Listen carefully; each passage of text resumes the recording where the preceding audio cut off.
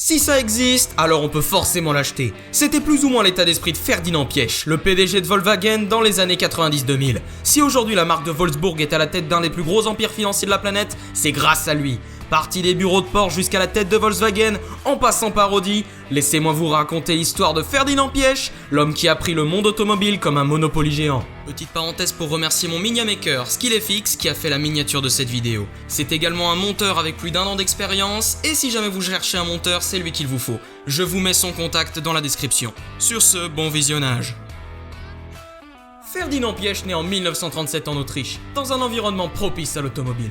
Il fait partie de la grande famille Porsche et c'est directement le petit-fils de Ferdinand, le fondateur de Porsche.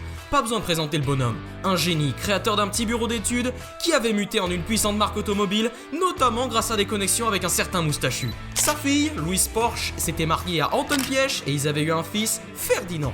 Et vous le savez peut-être déjà, pendant la Seconde Guerre mondiale, Porsche produisait des tanks pour le régime en place dans leur nouvelle usine KDF de Wolfsburg, dirigée par Piëch. Et le duo Porsche-Piëch, c'était pas les gars les plus sympas du monde. Ils ont eu recours dans leur usine à des travailleurs forcés ou encore des prisonniers de guerre. Mais vous inquiétez pas, le karma a frappé. Fin de guerre 1945 et Porsche est l'un des seuls collaborateurs du régime à qui personne ne vient chercher des noises à propos de ses actions lors de la guerre. En Allemagne en tout cas, car en 1945 ils sont conviés en France pour un rendez-vous avec Renault. Ferdinand Porsche ainsi que son fils Ferry et Anton Piëch se font arrêter en France pendant cette rencontre et jugés pour leurs différents crimes de guerre, de la collaboration à l'exploitation de prisonniers de guerre, en passant par la tentative de prise de possession de la fonderie de Peugeot à Sochaux. Ils ont été emprisonnés pendant quasiment 2 ans, sauf pour Ferry qui a été libéré après 6 mois. Il prendra la direction de l'entreprise et Ferdinand comme Anton Piëch prendront du recul de la direction des deux marques, Porsche et Volkswagen, à savoir KDF. Mais vous me direz, où est Ferdinand Piëch dans tout ça ? Eh ben il rejoindra l'équipe Motorsport de Porsche en 1963 et bossera sur la Porsche 917. Il s'est retrouvé à la tête de la division compétition de la marque de Stuttgart quelques années plus tard et en 1968 la réglementation d'une course légendaire avait changé, je parle bien sûr des 24 heures du Mans. En gros, les constructeurs devaient construire des modèles avec une cylindrée inférieure à 3 litres.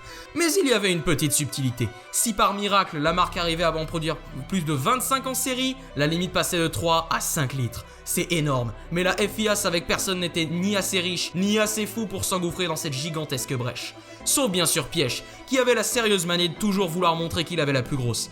A l'époque, Porsche dominait déjà des courses comme la Targa Florio avec sa 911, à savoir sur une petite cylindrée. Mais Piëch, ça lui suffisait pas, et il s'est dit « Et si je mettais un flat 12 de l'enfer dans une voiture qui cracherait 500 chevaux ?» Allez. Mais pour ça, il fallait des thunes, qu'il ira chercher à 3 endroits. Dans les caisses de Porsche, qu'il videra jusqu'au dernier Deutschmark pour concevoir sa bagnole. Chez Volkswagen, qu'il employait Porsche comme bureau d'études et qui était prêt à sortir le chéquier dès que ça parlait de moteur à plat. Et enfin, il ira convaincre l'armée allemande que c'était une bonne idée de mettre un flat 12 dans des tanks, et qu'il fallait concevoir une voiture d'endurance pour développer le moteur. Le cahier des charges de la voiture était à la fois simple et ambitieux, la plus légère, la plus puissante, la plus aérodynamique, budget illimité. Accompagné de techniques de management un peu autoritaires, tel père tel fils j'ai envie de dire, il a poussé la marque dans ses derniers retranchements pour sortir la 917 à temps. Et à la fin, quelques semaines avant la course, il devait encore produire les 25 modèles de série. Et avec quelques magouilles, à savoir produire seulement les châssis et mettre des moteurs random dans la plupart, et de montrer à la FIA que les quelques-unes qui marchent vraiment, le 1er mai 1969, la 917 est officiellement homologuée et peut participer aux 24 heures du Mans.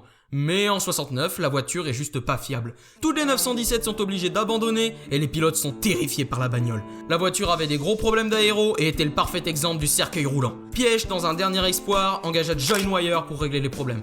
Wyer, c'est un mec avec un palmarès solide, notamment célèbre pour sa contribution au développement de la Ford GT40. Le mec s'est mis au boulot pour trouver où était le problème, et il était simple. L'arrière avait pas le bon profil aéro et ne générait aucun appui. La solution qu'il a trouvée était tout aussi simple, faire des tests et voir ce qui marchait. Il n'existe pas moins de 11 variantes de cet arrière de la 917, chacun utilisé pour des conditions et des circuits différents. Et la version du Mans était la 917K. Grâce au boulot de Wyer, ils gagneront la course en 70 et 71. Mais entre-temps, Ferdinand s'était tiré les foudres du grand boss, Ferry Porsche. Ses rêves de grandeur beaucoup trop ambitieux pour la marque ne plaisaient pas à Ferry, en plus de ses méthodes douteuses, et il a été remercié en 1971. Mais n'allez pas croire que c'est la fin de l'histoire. Il trouvera très vite du boulot à la tête d'Audi en 1972. Audi appartenait depuis longtemps au groupe Volkswagen. À l'époque, Audi avait pas le pédigré qu'elle avait aujourd'hui. C'était une marque moyenne, sans grande ambition, qui n'avait pas l'étoffe luxueuse ou sportive qu'elle a aujourd'hui. Mais Piëch, à partir de 75, engagea la grande révolution de la marque aux anneaux, en commençant par le coup de génie de l'Audi 100 en 1976, avec un 5 cylindres ayant les performances d'un 6 et la sobriété d'un 4. Il avait tout de suite compris où il fallait aller pour rendre Audi cool, il fallait investir dans une image sportive. En développant la technologie Quattro en 1980, il a inscrit la marque d'Ingolstadt dans la liste des champions du monde des rallyes avec l'Audi S1 Quattro pour 6 ans de domination totale des spéciales. En misant en plus sur une image technologique avec des technologies comme l'aluminium pour n'en citer qu'une, il a fait passer la marque de l'ombre à la lumière en à peine 10 ans et a initié une révolution à plus long terme parce qu'Audi s'est vraiment pas arrêté là. La marque continue dans la voie de la compétition en gagnant 8 fois au Mans et en rattrapant au passage ses concurrents Mercedes et BMW au début des années 2000. Mais en 91, Piëch est appelé à la direction du grand boss, Volkswagen. La marque venait de racheter Seat et Skoda, mais les ventes étaient en chute libre et leur investissement allait pas être rentable. En catastrophe, Piëch est appelé et investit les pleins pouvoirs. Pour redresser la marque, il décide de faire quelque chose qui est rentré dans l'ADN du groupe Volkswagen, les bases partagées. Concevoir une base unique qui est déclinée en plusieurs modèles avec une carrosserie différente, voire un blason différent. C'est une technique qui a ses problèmes, mais qui économiquement est juste impeccable. Les économies que ça génère sont tout simplement démentielles et la marque est redressée en à peine quelques années et devient l'une des plus importantes d'Europe. Mais Piëch a aussi engagé des réformes plus profondes pour ancrer son pouvoir. C'est pas moins de 25 membres du directoire qui sont remerciés lors de l'époque Piëch. Avec sa poigne de fer, il encourage les membres restants à simplifier leur mode de travail. Piëch sait se faire bien voir de ses employés en rapprochant le patron de l'ouvrier moyen. Fini la procrastination, ils allaient se bouger. Selon lui, si les dirigeants exigeaient de la productivité des ouvriers, ils doivent d'abord être productifs eux-mêmes. À Wolfsburg, on m'attendait avec un fusil, mais je leur ai pas laissé le temps de tirer.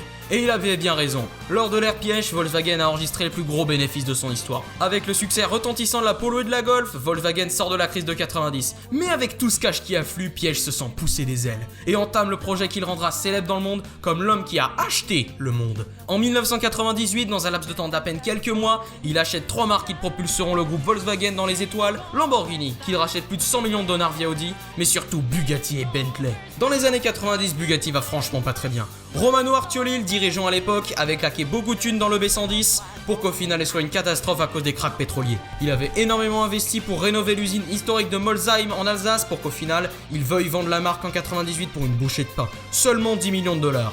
Et Volkswagen à l'époque se tâtait à racheter Bentley et Rolls-Royce pour avoir un pied dans l'ultra luxe. Mais son concurrent BMW avait sérieusement décidé de faire chier et faisait blocage au rachat de Rolls-Royce. Voyant qu'il risquait de perdre à la fois Rolls et Bentley, Piëch a acheté Bugatti pour se couvrir et avoir quelque chose à la fin. Mais finalement, après de longues négociations, Piëch a réussi à se mettre d'accord avec BMW et à garder Bentley. En quelques mois, Piëch avait propulsé le groupe au sommet de la chaîne alimentaire de l'automobile, en rachetant au passage des marques de moto ou de camions comme Ducati ou MAN. Mais il avait sérieusement endetté la marque dans le processus. Et à Stuttgart, Porsche marchait extrêmement bien. La marque avait réussi une remontada miraculeuse dans les années 90 avec la sortie de la nouvelle 911, du Boxster et du Cayenne et possédait des thunes. Avec leur capital conséquent, ils commencent à prendre des parts de l'entreprise de Wolfsburg. Mais pour ça, il faut injecter de l'argent dans l'entreprise et avec ce cash frais qui afflue dans les caisses de Volkswagen, le groupe arrive à rembourser ses dettes. Et de l'autre côté, Porsche s'endette sérieusement pour poursuivre l'opération. En plus, le vent tourne à cause de la crise des subprimes en 2008. Piëch contre-attaque et commence à racheter Porsche avec l'argent de Porsche. Ça commence à tourner au bras de fer, qui s'est finalement terminé en 2009 quand Volkswagen a racheté finalement Porsche avec l'argent de Porsche. Moi non plus, j'ai pas vraiment tout compris. Cette affaire, c'est vraiment un bourbier sans nom. Et quand Ferdinand Piëch a signé le contrat final avec Wolfgang Porsche, le dirigeant de Porsche à l'époque, il venait de faire de Volkswagen le groupe le plus puissant du monde. Mais Piëch s'est un peu éloigné du pouvoir dans les années 2010 pour finalement quitter la marque en 2015. Piëch s'est éteint en 2019 et a laissé un énorme héritage derrière lui. Si vous connaissez un peu l'histoire du groupe Volkswagen, vous êtes sûrement en train de vous dire « Attends, mais il a pas oublié quelque chose ?» Et non, j'ai pas oublié. On l'a vu avec la Porsche 917 et l'Audi Quattro, Piëch aime bien montrer qu'il a la plus grosse. Et c'est pas être au sommet du plus gros groupe automobile qui va faire changer ça. Piëch avait un plan. Faire connaître la marque de Wolfsburg comme celle qui osait tout, pour faire les voitures les plus folles du monde. Ça commence par une voiture qui a marqué pour tout jamais l'histoire de l'automobile, la première à passer la vitesse de 400 km/h, celle qui est devenue la vitrine technologique de la marque, la Bugatti Veyron. Un nom qui rend hommage à Pierre Veyron, ancien pilote Bugatti. Cette voiture allait être celle de tous les records. Une puissance délirante apportée par le W16, aujourd'hui légendaire. En gros, pour faire simple, un moteur en ligne c'est ça. Des pistons en ligne, ici un 5 cylindres en ligne Audi. Si on colle 2 moteurs en ligne, on obtient un moteur en V. Et c'est ça donne V6, V8, V10, V12, V16 même parfois, comme sur la Bugatti Royale dans les années 30. Mais on peut aussi faire des pistons en ligne un peu décalés. Ça donne le moteur VR, une technologie que Volkswagen a lancée dans les années 90.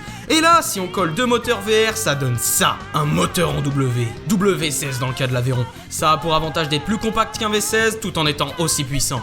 L'Aveyron a été un défi technologique ultra important pour Bugatti. En plus d'un moteur aussi puissant, il fallait un châssis qui pouvait en supporter la puissance et des pneus capables de résister aux vitesses démentielles. La voiture était tellement technologique que Bugatti devait les vendre à perte. Mais le résultat était là, la voiture de tous les records. La plus rapide, la plus chère, la meilleure, tout simplement. Toutes les technologies de l'Aveyron ont servi d'une certaine façon à Volkswagen. Ils ont utilisé le moteur en W dans plein de modèles, comme la Continental GT de Bentley, mais aussi dans, attachez-vous bien, une Passat, un Touareg et la Phaeton.